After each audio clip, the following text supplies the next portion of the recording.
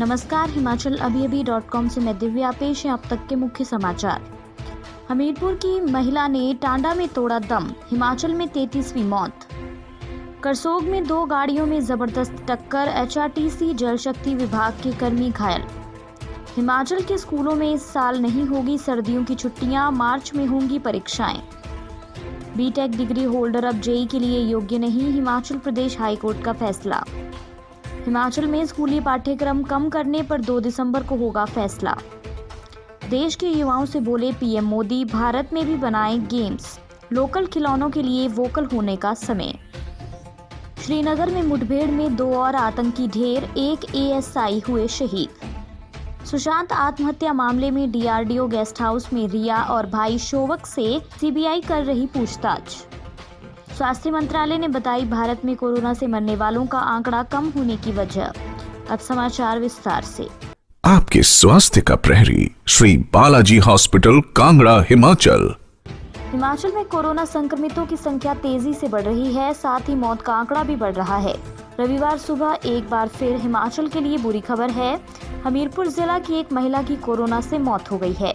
63 वर्षीय महिला तहसील बड़सर, जिला हमीरपुर की रहने वाली थी। महिला ओवेरियन ट्यूमर से पीड़ित थी और उसे इलाज के लिए 21 अगस्त को टांडा अस्पताल में भर्ती करवाया गया था। 22 अगस्त को महिला की कोरोना रिपोर्ट पॉजिटिव आई थी। आज सुबह करीब 5:20 पर महिला ने दम तोड़ दिया। बता दें कि हिमाचल में कोरोना से ये 33वीं मौत है। जिला मंडी के करसोग उपमंडल के पजैतरी में 2 गाड़ियों के बीच जोरदार भिड़ंत हो गई।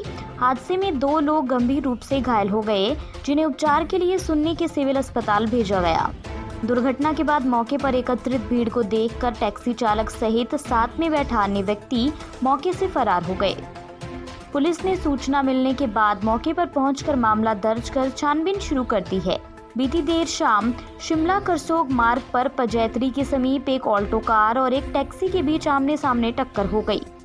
ऑल्टो कार शिमला की ओर जा रही थी, जिसमें एचआरटीसी में कार्यरत बुकिंग क्लर्क महेश्वर सिंह सहित जल शक्ति विभाग के सब डिवीजन चिराग में बतौर अधीक्षक कार्यरत भूपेंद्र गंभीर रूप से घायल हो गए, जिन्हें उपचार के लिए निजी वाहन में सिविल अस्पताल सुन्नी ले जाया गया है।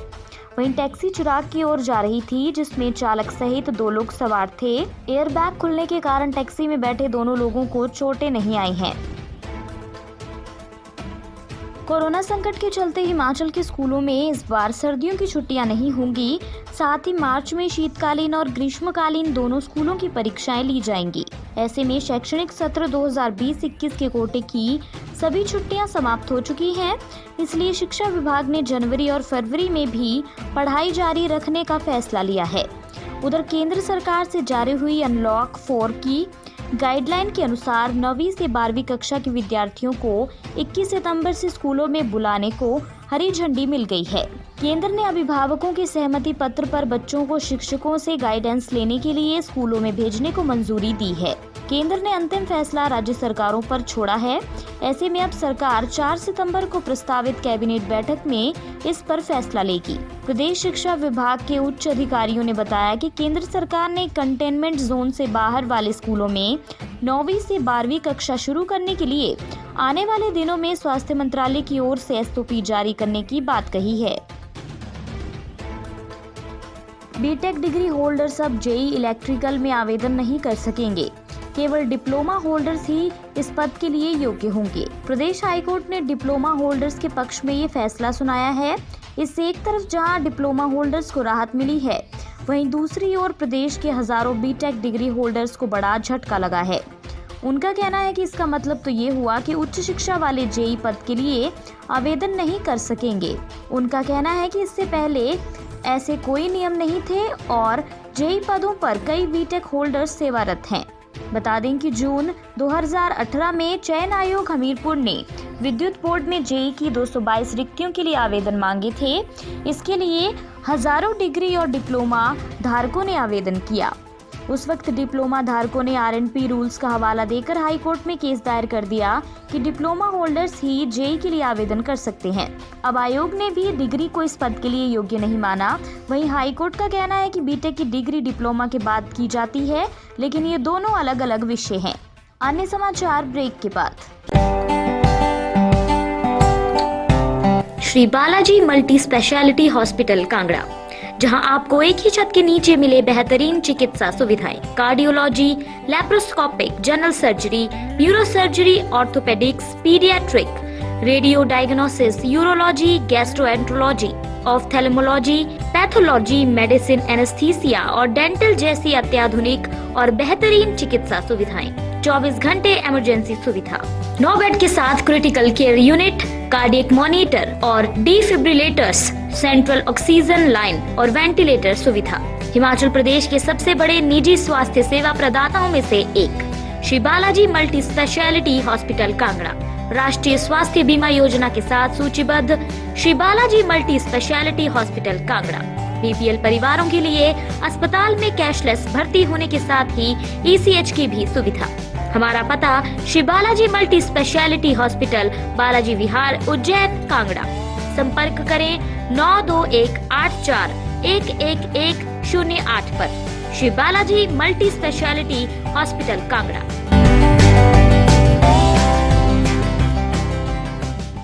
कोरोना संकट को देखते हुए हिमाचल के स्कूलों में पाठ्यक्रम को कम करने को लेकर 2 सितंबर को फैसला हो सकता है। सरकार सिलेबस को 30% घटाने या परीक्षा में प्रश्न करने की चॉइस को 30% बढ़ाने के विकल्प पर विचार कर रही है। शिक्षा मंत्री गोविंद सिंह ठाकुर की अध्यक्षता में 2 सितंबर को शिक्षा बोर्ड व शिक्षा विभाग के अधिकारियों के साथ वर्चुअल बैठक होगी। इस बैठक में सरकार तय करेगी कि पाठ्यक्रम को लेकर क्या किया जाएगा। बीते दिनों राज्य सचिवालय में पाठ्यक्रम में कटौती करने को लेकर बैठक हुई थी।